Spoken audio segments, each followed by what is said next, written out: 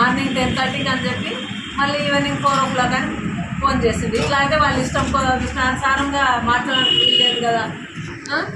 మరి ఒకటో అంశం ఏంటంటే అట్లే రోడ్డు విస్తరణ పనులు వాళ్ళు ఇష్టానుసారంగా చేస్తుంటారు. కాంగ్రెస్ వాళ్ళ ఇండ్ల ముందర ఒక విధంగా చేస్తుంటారు, టీఆర్ఎస్ వాళ్ళ ఇండ్ల ముందర ఒక విధంగా చేస్తుంటారు. రోడ్ అసలు సరి చేస్తలేరు అంటే వాళ్ళు ఓటు బ్యాంకును చూసుకొని చేస్తున్నారు రాజకీయము. ఊర్లో పెద్ద మనిషి అయినాక అందరికీ సమానం న్యాయం చేయాలి కదా. ఇబ్రో అనే చైర్మన్ గోవర్ధన్ రెడ్డిదే పెద్దతనం నడుస్తుంది. అసలైన చైర్మన్ ఇంట్లో కూర్చుంటుంది, అలా భర్త వచ్చి రాజకీయం చేస్తున్నాడు. బయట పోలీసు వాళ్ళని వెంబడేసుకొని తిరుగుతున్నాడు బాడీ గార్డు లాగా. ఏంది ఇది? అట్లే ఇంకో విషయం ఏంటంటే ఇంకోటి కరెంటు విషయము పీటీసీ వాళ్ళకు ప్రైవేట్ పరంగా చేస్తున్నాడు. దాన్ని మేము వ్యతిరేకిస్తున్నాము. 7 సంవత్సరాలు అగ్రిమెంట్ ఇస్తుండ్రు వాళ్ళకు. అసలు వీళ్ళు ఉన్నప్పుడే కరెంటుకు బల్బులు ఇవ్వట్లేదు, ఏమి ఇవ్వట్లేదు. మా ఊరికి ఎన్నిసార్లు అడిగినా కూడా కమిషనర్ నడితేనేమో చైర్మన్ పేరు చెప్తున్నారు, చైర్మన్ నడితేనేమో కమిషనర్. ఇట్లా అంతా ఒకరి మీద ఒకరు చెప్పుకుంటున్నారు. మరి ఇప్పుడు ప్రైవేట్ చేస్తే ఇంకెవరు పట్టించుకుంటారు ఊర్లను? ఇదొక అంశం. 96,000 వేసిండ్రు. ఇది 1 లక్షకి అయితేనేమో టెండర్ పెట్టాల్సి వస్తుందని ప్రతి 1 నుండి 12 వార్డులకు ప్రతి వార్డుకు 95,000 వేస్తుండ్రు. ఏ విధంగా వస్తుంది? 95,000 వస్తుందా మనకు? ఖర్చు వస్తుంది. జేసీబీని పెట్టినా కూడా అంత రాదు. మొత్తం 11 లక్షలు అయితే మొత్తం వాళ్ళు దొబ్బేస్తుండ్రు. 4-5 లక్షలు అంత కూడా కాదు. మేము కూడా చేసి చూపిస్తాం వాళ్ళ వర్కులేందో. ఇవన్నీ ఎవరు అడగాలి? మేమే కదా, అపోజిషన్ పార్టీ వాళ్ళే అడిగే హక్కు ఉంది కదా మాకైతే. ఇవన్నీ చైర్మన్ భర్త చేస్తున్నాడు. చైర్మన్ ఏమో లోపల ఉంటుంది. బీసీ అని ఏడుంది ఇంకా చైర్మన్ రెడ్డి అంత డామినేషన్ చేస్తున్నాడు. అంటే ప్రతి మీటింగ్లో దేవరకద్ర తాలూకా మొత్తంలో ఒక బ్రహ్మోస్ అనే క్షిపణి ఫ్యాక్టరీ పెద్దది తెస్తున్నా, ఒక 400 ఎకరాలు తీసుకుంటున్నా, ఉపాధి కల్పన వస్తుంది, డెవలప్ అవుతుంది, ఏమేమో చెప్పింది. సేమ్ ఏదైతే 299 సర్వే నెంబర్లో 216 ఎకరాలు రైతులతో ఒక 200 ఎకరాలు సేకరిస్తే 400 ఎకరాలు అవుతుంది.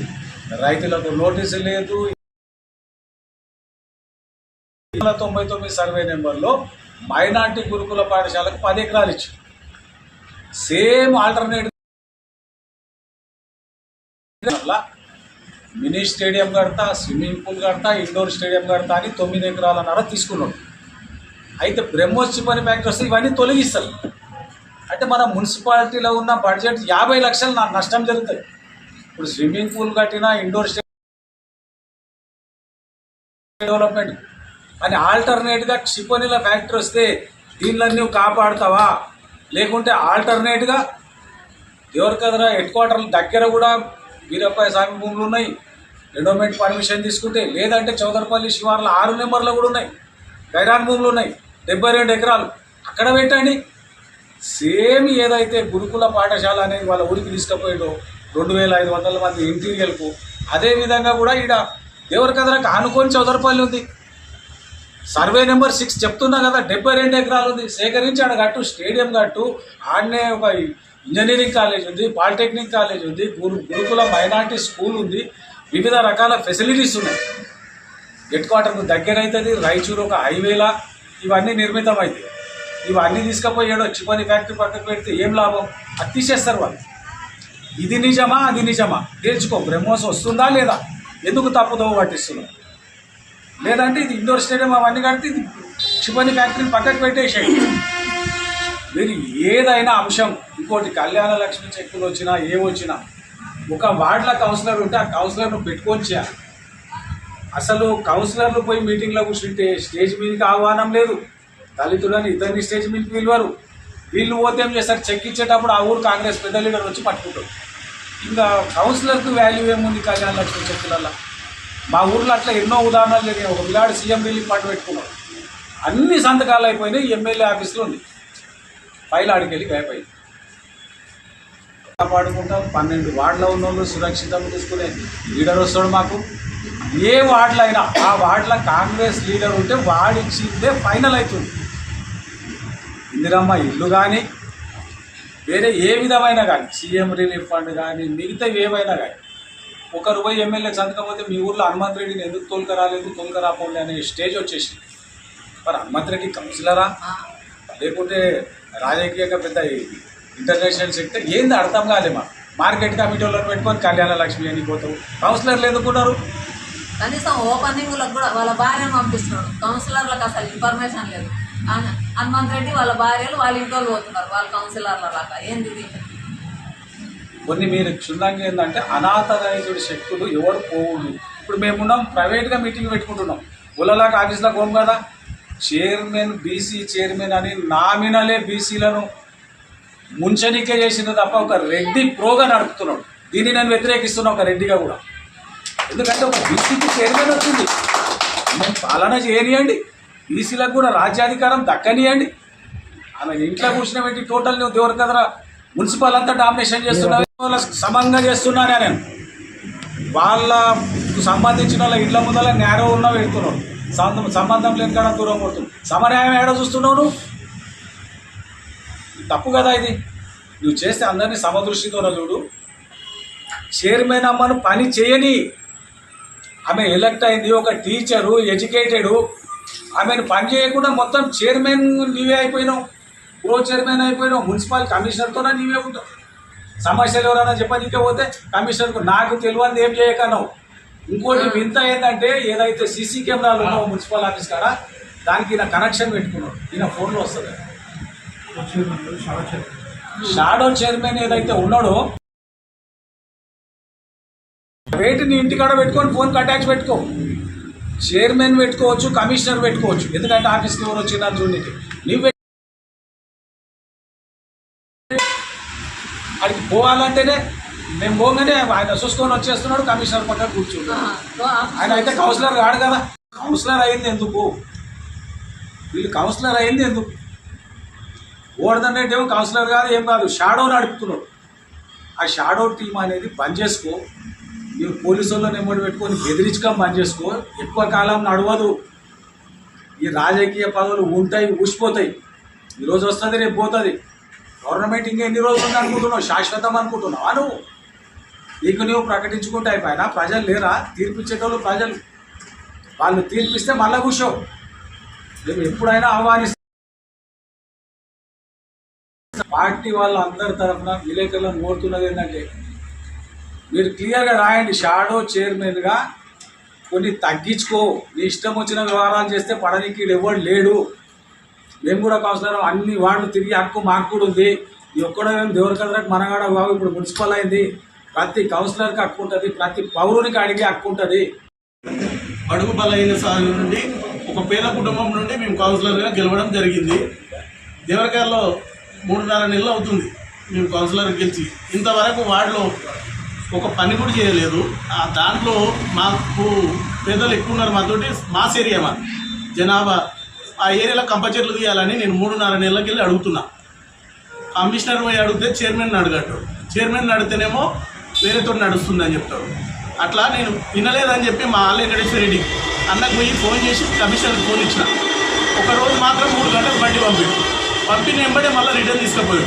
ఇప్పుడేమో ప్రతిపాదనలేమో ఒక వార్డుకు 96,000 రాసింది. అందుకు బాధ అనిపించి ఈరోజు మేము అంతా కౌన్సిలర్ను బైకట్ చేసినాము. అట్లే మా 11వ వార్డులో దేవరకద్ర మున్సిపాలిటీలో అత్యధికంగా ఇండ్లు కట్టేది మా 11వ వార్డులోనే. ఆ వార్డులో ఏం చేస్తున్నారు? రియల్ ఎస్టేట్ పడిపోయింది కాంగ్రెస్ వచ్చినాక.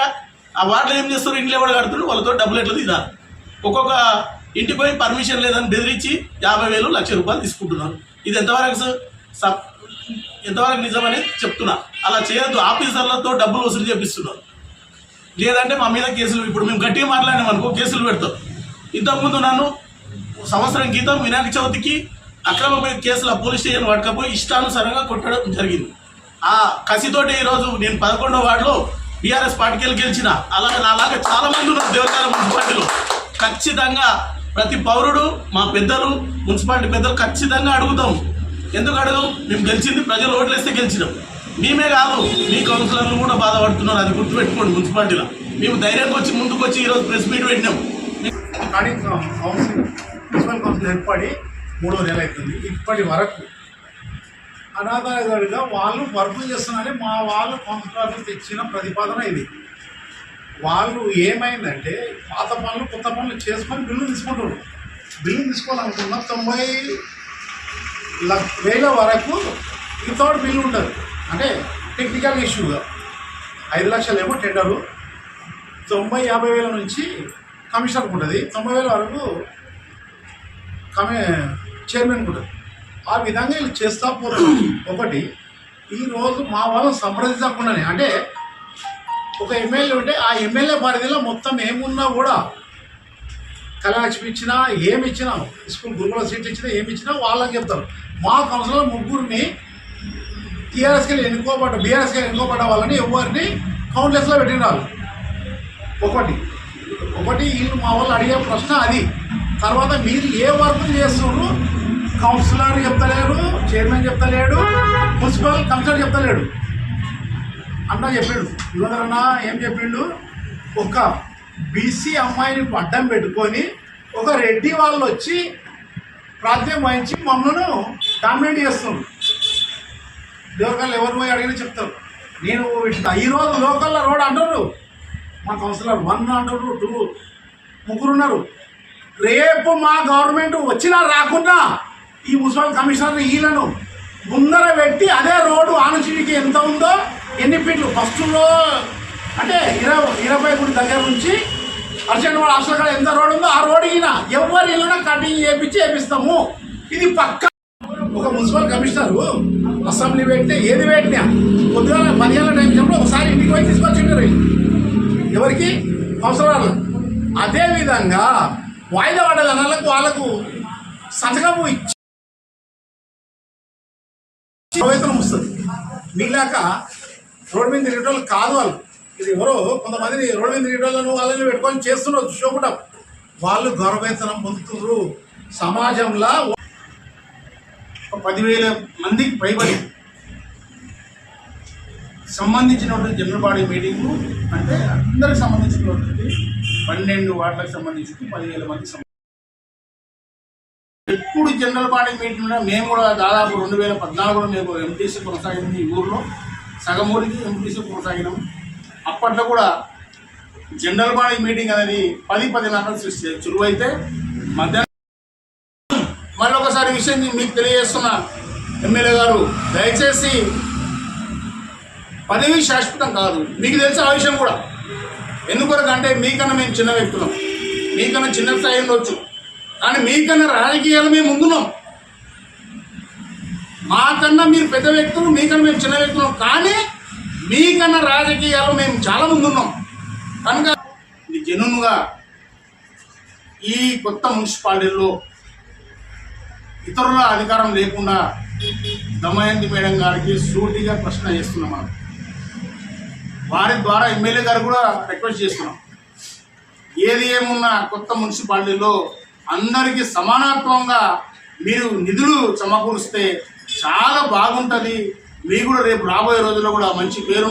టీఆర్ఎస్ కౌన్సిలర్లకు జరిగిన వివక్షలో భాగంగా ఈరోజు జరిగిన ప్రెస్ మీట్లోని భాగంగా చెప్పడం ఏంటంటే, కాంగ్రెస్ కౌన్సిలర్లకు ఎలాగో సమానంగా ఇచ్చే నిధులతో పాటు టీఆర్ఎస్ కౌన్సిలర్లకు కూడా సమానంగా నిధులు ఇచ్చి మున్సిపాలిటీ అభివృద్ధికి చైర్మన్ గారు సహకరించాలని ఈ సభాముఖంగా నేను ప్రెస్ మీట్. ఎందుకంటే టీఆర్ఎస్ కౌన్సిలర్లు కూడా ప్రజలు ఎన్నుకున్న కౌన్సిలర్లే, వారికి కూడా సమానత్వం కల్పి